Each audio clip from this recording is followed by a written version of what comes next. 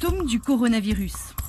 Les symptômes qui peuvent aller d'une rhinorrhée, un nez qui coule, à des symptômes de syndrome grippaux, des douleurs de crâne, et jusqu'aux patients qui ont des formes graves, là où ils font vraiment des détresses respiratoires aiguës. Donc les symptômes sont très variés. Comment se transmet la maladie ?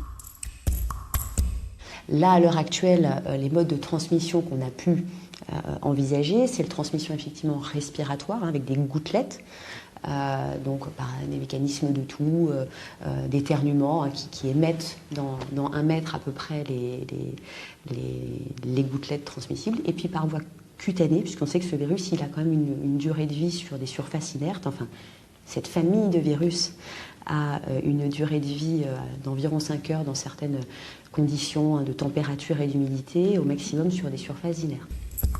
Est-ce comparable à une épidémie de grippe ? Ils ont des symptômes qui peuvent être similaires, mais ce sont 2 virus différents. Donc ils ne fonctionnent pas différemment, ils attaquent l'homme de façon différente.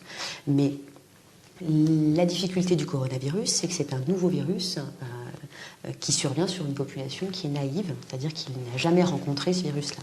Et c'est toute la problématique de cette épidémie qu'on vit actuellement, qui menace d'être une pandémie, avec l'OMS qui nous envoie des signaux fréquents là-dessus.